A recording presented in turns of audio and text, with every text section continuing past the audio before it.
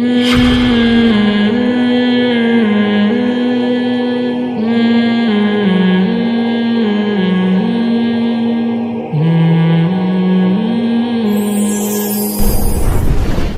انسانی فطرت ہیں کہ اسے کوئی ہم سفر چاہیے ہوتا ہے، کوئی ایسا چاہیے ہوتا ہے جو اس کی حمایت کرے. جہاں بہت زیادہ لوگ مخالفت کرتے ہیں تو انسان مایوسی کا شکار ہوتا ہے. ایسا فنٹر دنیا میں کوئی بھی نہیں ہے کہ جو کچھ ہوتا رہے اس کی صحت پہ کوئی اثر ہی نہ پڑے. یہ بھی بزرگی کا غلط مطلب بیان کیا جاتا ہے کہ ہمارے حضرت اتنے نیک ہیں، ان کو جو بھی کچھ کہہ کے چلا جائے یہ فیل ہی نہیں کرتے. تو بھائی فیل کیوں نہیں کرتے؟ یہ معاذ اللہ کہنا تو نہیں چاہیے کیونکہ وہ بزرگ نہیں ہے اس لیے کہہ سکتا ہوں کہ گدھے ہیں کیا یہ، ان کو کوئی اثر ہی نہیں ہوتا. انسان جو بھی ہوگا اس پہ اثر ہوگا. اور آپ کو پتہ ہے ہمارے نبی صلی اللہ علیہ وسلم کو سب سے زیادہ تکلیف ان شاعروں سے ہوتی تھی جو آپ کی شان میں حجو کرتے تھے، آپ کی توہین کے لیے شاعری کرتے تھے. اس پہ آپ اتنا غضبناک ہوتے اور ایسے شاعروں کو آپ نے معاف نہیں کیا. فتح مکہ کے بعد بھی ایسے شاعروں کی معافی کا اعلان نہیں کیا، کہا ان کو قتل کرو جہاں پاؤ. یہ جو کہتے ہیں نا توہین کوئی بھی کر دے کچھ نہیں ہوتا، ایسا نہیں ہے. جب آپ کسی کی مخالفت میں اس کی بے عزتی کرتے ہیں، اس کے خلاف بات کرتے ہیں تو لاشعوری طور پر لوگوں کی نظر میں اس کا امیج خراب ہوتا ہے. پتہ بھی نہیں ہوتا آپ کو لیکن وہ امیج کیا ہو رہا ہوتا ہے؟ خراب.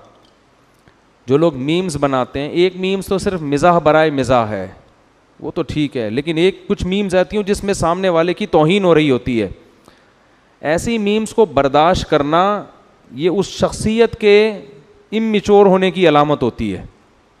سمجھ رہے ہیں؟ اگر کوئی آپ کا مذاق اڑا رہا ہے میمز بنا کے توہین آمیز، اور آپ کہہ رہے ہیں میری صحت پہ کوئی فرق نہیں پڑتا، اس کا مطلب آپ کی کوئی شخصیت آپ کی خود کی نظر میں بولو ہے ہی نہیں. اور یہ جرم بھی ہے. غیبت اسلام میں کیوں حرام ہے؟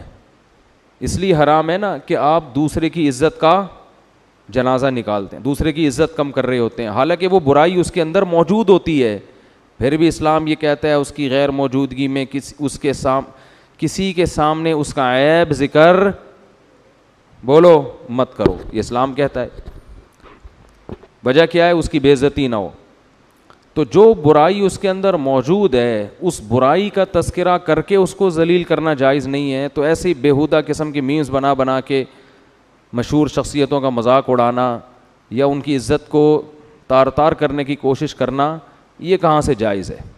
ہاں یہ ایک الگ بات ہے کہ جن کو اللہ نے دین کی سمجھ بوجھ دی ہے وہ غیر اختیاری چیزوں پہ صبر کرتے ہیں، یعنی اس کو اتنی ٹینشن مسلط نہیں کرتے کہ عمل میں پیچھے ہو جائیں. اور جن کو اللہ نے دین نہیں دیا وہ اتنے بے صبرے ہو جاتے ہیں کہ عمل میں ہی ان کے کمی واقع ہونا شروع ہو جاتی ہے. تو یہ تو ہوتا رہے ہمیشہ سے، دیندار لوگوں کے ساتھ اہل حق کے ساتھ کا مذاق اڑتا رہا ہے، خود ہمارے نبی کا بھی. لیکن آپ صلی اللہ علیہ وسلم کو جہاں موقع ملا، جہاں آپ کا اختیار ہوا، وہاں آپ نے ایسا اپنے اختیار سے کرنے نہیں دیا. جب تک آپ کی خلاف شاعری ہوتی رہی اور آپ کو طاقت نہیں تھی آپ برداشت کرتے رہے. لیکن جہاں آپ کے ہاتھ میں قوت آئی تو آپ نے پھر صحابہ کو بھیجا کہ شاعر کا سر چاہیے مجھے، ہر قیمت پہ کیا چاہیے؟ سر چاہیے. تو صحابہ گئے وہ سر کاٹ کے لے کر آئے اور آپ کی خدمت میں لا کے رکھا. آپ اس قدر خوش ہوئے. تو سیرت کا ایک یہ پہلو بھی ہے. سمجھتے ہو گے نہیں سمجھتے؟ سیرت کے دونوں پہلو ہیں. آپ کے اخلاق بھی ملیں گے آپ کو اور تلوار بھی ملے گی. اور یہی انسان کے کامل ہونے کی علامت ہوتی ہے کہ جہاں محبت سے پیش آنا ہے وہاں اظہار محبت، اور جہاں غضب دکھانا ہے وہاں بول دے کیوں نہیں بھائی، وہاں غضب.